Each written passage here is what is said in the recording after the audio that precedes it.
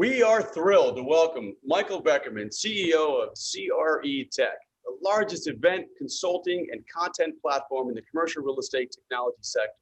CREtech's mission is to help the real estate industry embrace, adopt, and future-proof their businesses. Its intelligence and event platform inspires the next generation of ideas, processes, and people to champion the world's largest asset class. Michael, welcome and thank you for joining us. Thanks so much for having me, Jason. It's really a pleasure to spend some time with you in that beautiful fireplace.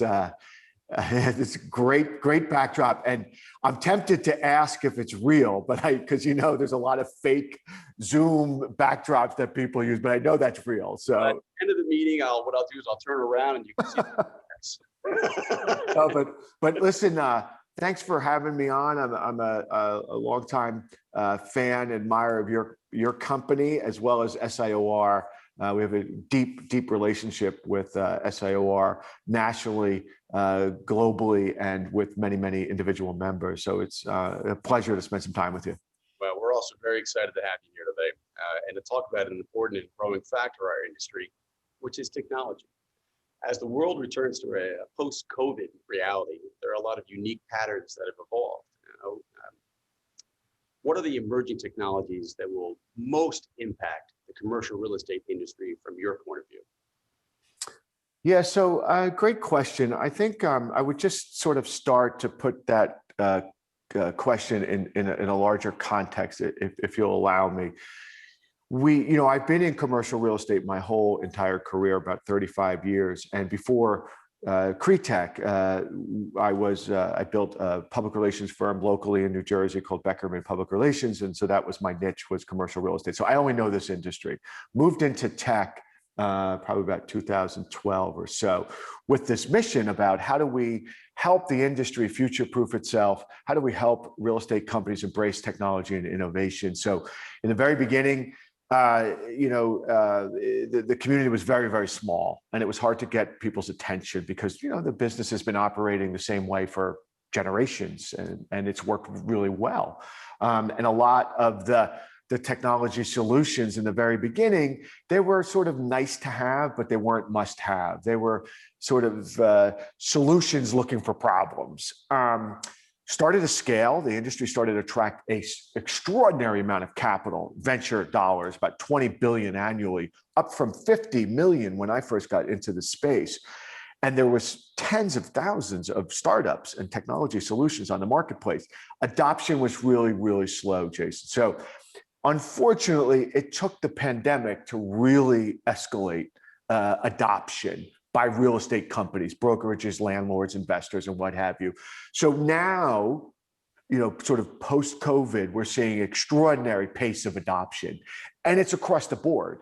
It's for companies to operate more efficiently, and it's also for them to be able to service their customers, whether it's investors or tenants or residents, more effectively as well. So there's so many different applications that we could get into. I would say that probably the biggest one would be on the physical side. A lot about sort of touchless access has been in big demand. A lot about tenant engagement has been very popular on the construction side as well, efficiencies around construction tech. And then on the operating side, a lot of adoption on the data side. So just extraordinary amounts of data providers and solutions that are on the real estate tech scene right now that are really starting to scale. So now you noted in your recent blog post that our industry experienced a 10 times rate of technology adoption in 2022. Thanks for reading my stuff, by the way. Thank you. Yeah. I'm glad somebody does. Thanks, Jason. That is good. Try to do our homework. You see this adoption rate continuing to accelerate?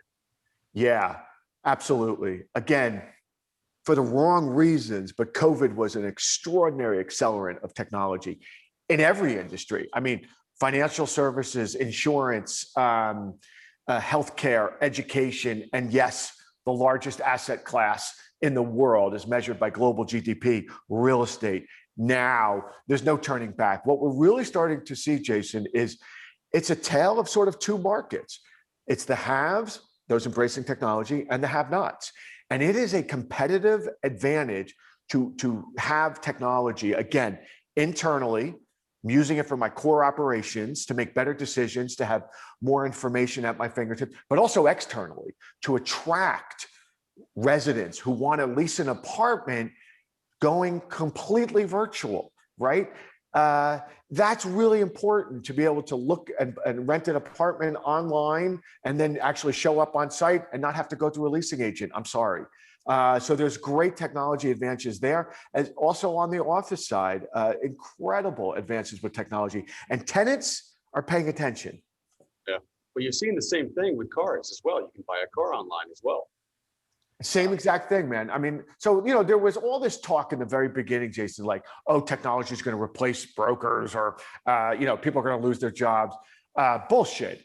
That's not the case. What the case is, it's just making companies more operating efficiency. And they're just going to hire different types of people, perhaps. You know, you're going to hire more technology people than, you know, you might have in the past. So it's not about displacement. It's just about a shift of who you hire, how you hire, and what they do. And listen, we all, how many of us didn't even know how to use Zoom? I mean, right, before the pandemic, or we're using it, and now you have to. So that's just a small example. Which brings me to my next question, e-commerce. It's gained market share at the moderate pace prior to COVID. It now represents roughly 20% of the retail sector, and logistics has absolutely exploded. How is technology impacting this growth? Well, listen, I mean, that's more your world than mine, honestly, because, you know, you guys are such titans in that space, your company. I'll just tell you that when I think about like the food groups that are adopting the most technology solutions, you know, you'll look at the logistics companies and you'll go, wow, if you see how much they're investing in technology, both to operate more efficiently, things like, you know, using drones to detect maintenance issues on rooftops. You know, I mean, there's so much technology that's going into logistics, and you look at the companies, whether it's Prologis or Car or others, you know, their investments in technology and their innovation strategies will shock you once you go inside and really see. So I think that sector is you're going to see tremendous amounts of technology, innovation continue in the logistics side of the business. And some of the platforms that you and I talked about before, like Flexi and DealPath, you know, those are certainly accelerating. CRMs have been the bane of most brokers' existence. I've been between ClientLook, Salesforce, Pipedrive, etc. Oh, well, Apto. I would be remiss not to ask you this question. But what CRMs would you recommend? Oh, geez, you can't ask me that question. Fine. You know what? This is why I need to stick to a script.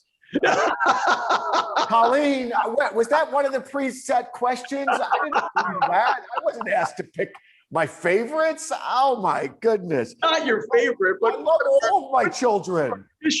Which ones work well? They all work well. They're all fantastic. I get it. I get it. It's one of the parts of the business that I know there was some tension in adopting and solutions. I mean, I seriously know, I could tell you Apto is great. ClientLook is great. Rethink is a really good one that just was acquired by Build Out. There's some real great products. And, you know, but one of the things that you're seeing, Jason, is that it's no longer going to be these individual solutions that a firm like yours is going to adopt. What we're seeing right now is tremendous consolidation in the SIT base, just like in big tech, where, you know, Amazon and Salesforce and Microsoft dominate, and they've got multiple solutions. That's where this is all going. So a CRM will be part of a larger solution for firms like yours going forward. Yeah, and I don't think you're going to make we can't make everybody happy in our industry, in our companies. Not everybody's going to be happy with Salesforce. Some are going to like Rethink. Some are going to like other different platforms. And you're right; they all have they all have their pros and cons. So SIOR New Jersey members are the top performing office and industrial brokers in the state. Now, what technological tools should we be using beyond the CRMs to improve our efficiencies to deal with management? It's such a great question. I think if you look at the ones that are scaling the most, servicing professionals like yourselves, like brokerages or what have you, what they're trying to do is give you tools for a couple things. One, greater transparency on what you're working on and being able to understand, your book of business. So you look at companies like a VTS, et cetera, that are, really analytical tools for you, or deal path, et cetera. So you've got a whole category of transparency and information for real estate brokerages and firms and professionals. And then you look at the marketing side of the business, right? That's another whole, whether it's a deal path or many others, marketing of space, whether it's VR, Matterport, or a virtual APT is another great one. So how am I marketing my space more efficiently than I used to, which was, sending out flyers or promotions or emails or PDF? How do I make this space come to life, right? And there's tremendous advancements that are coming in terms of collaboration platforms for you and your clients as well. And then I think the other bucket is transactional, right? Everybody's sort of moving towards these marketplaces. So, CoStar buying 10X, VTS moving into the marketplace, CREtech is another one, so that you can buy and sell, really efficiently. And instead of just, working on your particular, let's say your book of business where you've got your go-to clients, that just opens it up to an incredibly wider audience for you. So I think marketplaces are what's next. Think of the Zillow of CRE. And then I think finally, I go back to data. I mean, some of the predictive analytics tools that are out there are astounding. And I will tell you, some of the largest private equity shops in the world are making acquisition, disposition decisions based on these data tools. And they're not relying on their own in-house talent to just say, yeah, we should buy this because of this data, they say that I've been able to assemble. When you can integrate 30,000 sources of data that some of these platforms like a Cherry or Reonomy or others that are able to organize for you, it's just giving you an entirely different lens of which to make decisions on behalf of your clients. So I think that's another big part of where the industry is moving. Ultimately, though, Jason, it doesn't replace you and your colleagues. What it does, it just makes you more efficient, more effective, and gives you just more horsepower, right? At the end of the day. And that's what I was talking earlier about. That's why I'm so thrilled to the conversations that we've had about all the initiatives that you're working on and adopting, and as well as SIOR. At the end of the day, it's just going to be about haves and have-nots, right? And why wouldn't you? A lot of these tools are really cost effective. A lot of them are actually free as well. So why wouldn't you put this into your toolbox? Yeah, agreed. So you recently formed a CREtech Climate in collaboration with Fifth Wall and several leading real estate and advisory organizations. Tell us a little about the mission and goals you've set for your organization. Well, listen, I love your industry. This is the only industry I know. It's been very, very good to me. I've met so many great friends in it for decades, right? But I also came to understand that our industry plays a huge role in climate change. And this was just, I'm 56 and I'm a slow learner. And I just kind of discovered this through some of our conferences and what have you. So we're contributing the built world contributes 40% of all carbon emissions. Shocking, 40%. That's more than any other industry. That's both in the environments that we inhabit, right? The structures, and it's also in how we build and develop, embodied carbon. So it's concrete, it's steel, et cetera, et cetera. So, discovering this fact, I'm going to do something about it. What am I going to do about it? I'm going to try and help the real estate industry understand its role, but seize this opportunity. So when you start to dive into it, you understand this is the single biggest investment opportunity of all time in terms of venture. That's how they're characterizing climate tech. And they're all converging on the built world. So here are the threats, though, if we don't do anything as an industry. Cities and municipalities are going to legislate it. And you're already seeing it in New York with Local Law 97. You're seeing it in Los Angeles. You're seeing it in Florida. You're seeing it around the world where cities are saying, we're going to penalize real estate owners unless they retrofit or to get carbon neutral and with all their new developments. So you're going to see it from the legislation. You're going to pay more. You're going to see it from a underwriting, insurance, and your financial underwriting as well. And tenants are going to demand it, and residents. So why not have the industry understand this and see it as an opportunity, because green buildings trade higher and command better rents. It's proven, the studies are there. And so my mission, as you could tell, I get a little passionate about this, is to help the industry understand this, its responsibility, but its opportunity, and get in front of it and be a source of education and inspiration, hopefully. Well, that's extremely admirable. You see companies as well, like Prologis and Centerpoint and other ones that have also, tried to pay it forward as well. As far as SIOR members, how do we get involved more? And how do we help your mission move forward? Thanks, man. Well, just get involved. I mean, CREtech, we're a free website. You sign up for our free newsletter. It's CREtech.com, and then CREtech Climate is the new one, just focused on climate news. So you'll get an email every morning, which is 10 good stories that we aggregate from around the world that we think real estate people should read, right? We're not journalists, so we want to be the source of all this great information content. Come to our virtual conferences. They're also free. We're having one, and you'll see all the video on our websites. And we've got a new streaming platform where you can see all the content, and you'll see Boston Properties, Tishman Speyer, who else? I mean, there's so many, Oxford Properties, Jamestown, RXR. They're all on there talking about what they're doing, right, in terms of getting to carbon neutral, and just let your voices be heard. We just need we need strength in numbers and education, man. I mean, that's kind of it. Just get involved, do something. Well, as your role as an advisor to the real estate industry and helping companies embrace innovation, what hurdles do companies face when researching and implementing new technology, and what is your advice for overcoming them?